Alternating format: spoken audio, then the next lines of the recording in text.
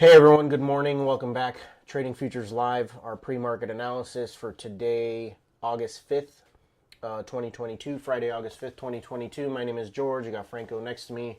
Let's go ahead and get right into it. In the news today, we've already had it. Non-farm payroll came in at 8:30. Came in much better than expected. If you've seen any charts, you've seen quite a big move from that. Unemployment came down from 3.6 to 3.5. With employment being strong and interest rates still being high, it's signaling to the market that the Fed's going to continue to be aggressive in raising interest rates. And so that's part of the reason you've seen such a move with that news. The dollar shot up over here, and the four markets have dropped considerably, breaking yesterday's lows on all four markets. I do want to go back to the news real quick, right? So we did have non-farm payroll and unemployment, but just real quick, looking ahead to next week, we do have a decent week of news. We don't have much on Monday or Tuesday, but we have CPI on Wednesday, PPI on Thursday, and consumer sentiment on Friday. So second half of the week, we should get some pretty good movement with those news events. And so if we go ahead and take a look at the markets in the overnight and really just in the last 30 minutes, all four indexes are down below yesterday's low. Testing, let's go to, I'm going to change this to the 90 minutes so we get a little bit more data. Right. So not necessarily testing Wednesday's lows yet. Getting close, not necessarily on the Nasdaq.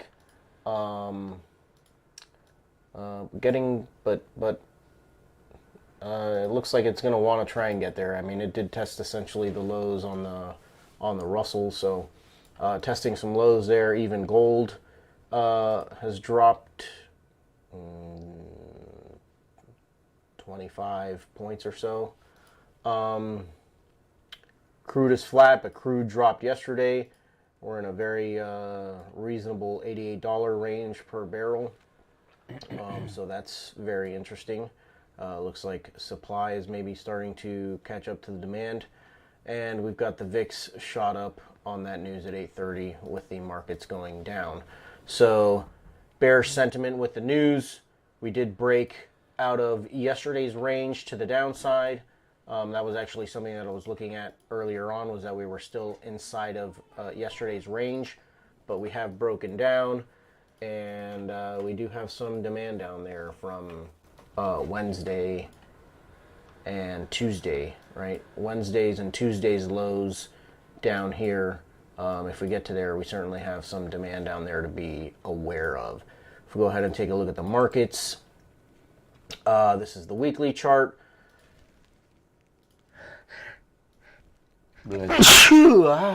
Sorry, thank you. If we take a look at the weekly, still most certainly in a downtrend there. We are making a little bit of a run up, but we are still inside of my zone here. Haven't broken this zone, so lower lows and lower highs still. So certainly bearish on this time frame. I need to see it break at least above this high and more so above this zone to somewhat be bullish, and we still have this trend line up here. So quite a ways to go for me to be bullish on this time frame. If we go ahead and look at the daily, we are in much more of a bullish chart or bullish trend. Higher highs and higher lows. We did come into this supply though, and it's not only just this daily supply, but it is the weekly supply that I have marked out on the other chart.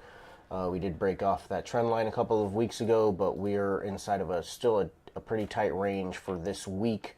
That we broke to the upside on Wednesday, but then yesterday, no movement at all. A very tight range yesterday, and now we're testing the lows again. So. A very tight ranging week. If we look at the weekly chart again, this is the current weekly candle, that tiny doji red candle, right? Market's still trying to figure itself out, whether we're in a recession or not. And then if we go ahead and get to the 60-minute, I have some zones marked out here. We came down here into some demand near the lows from Wednesday and then Tuesday, so certainly some decent demand. That low from Tuesday is also the low from last Friday, so some demand to look out for there. And then we dropped so quickly that supply, got quite a ways to my supply back up here inside of yesterday's range. Yesterday's highs, the overnight high, and even yesterday's lows, a retest of maybe those lows to confirm the trend to the downside, a rejection off of there, back down. So for me today, it's going to be much more real-time analysis. Because we are in yesterday's lows, so I'm not going to necessarily want to be too aggressive to the downside. I need to see a solid break of the lows from Tuesday and Wednesday to really be short. I'd more so be interested in rejections off of these lows.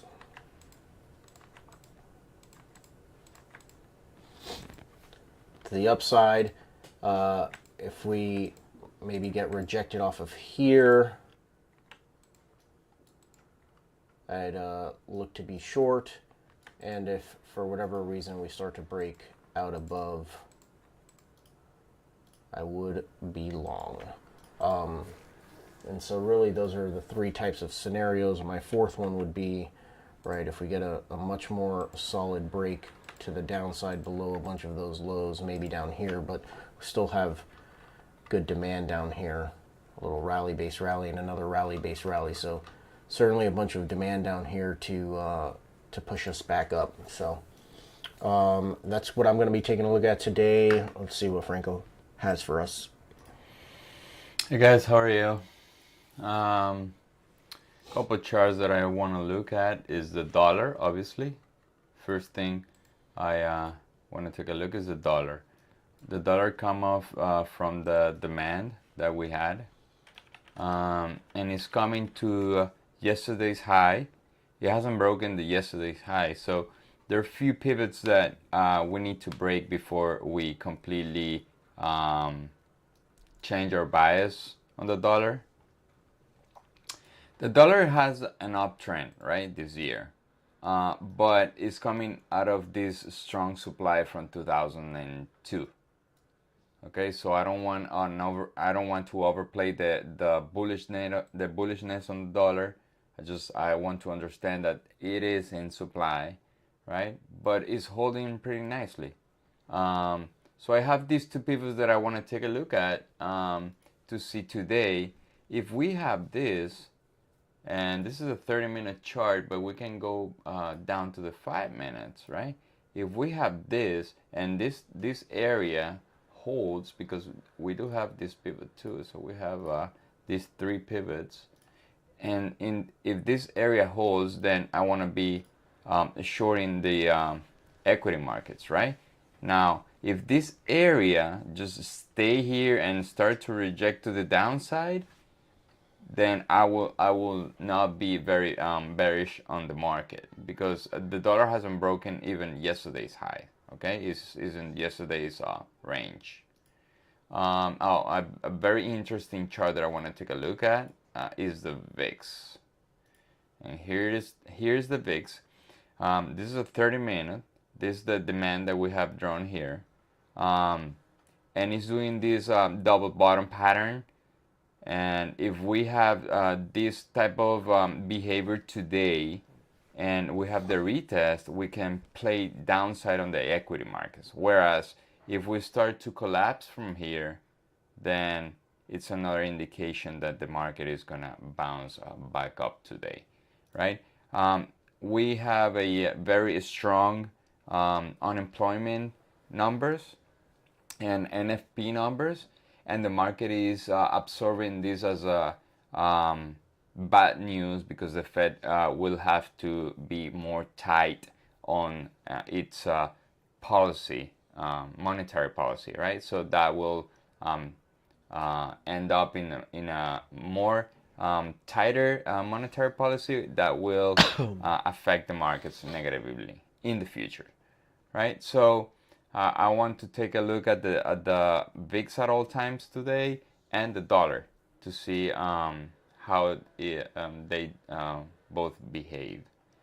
And then I have the NQ chart. Obviously, my intermediate time frame trend is up. I do have two key levels here, two rejection points, and then I have this 5-minute demand. If we go back down to the 5 minutes, you can see this area was created 2 days ago at 9 at the open, and then the retest comes at 10:40. This is a textbook setup to go long, right? Do I want to put a long here? Well, it depends on what the internals are saying after we open. But as of right now, this is the area that I'm looking at to go long. And if the internals just show me weakness, I will trade the market short today. But for now, my bias is neutral, bullish, with the internals. That's a very key point.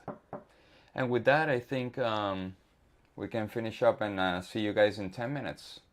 All right, guys, take care. Later.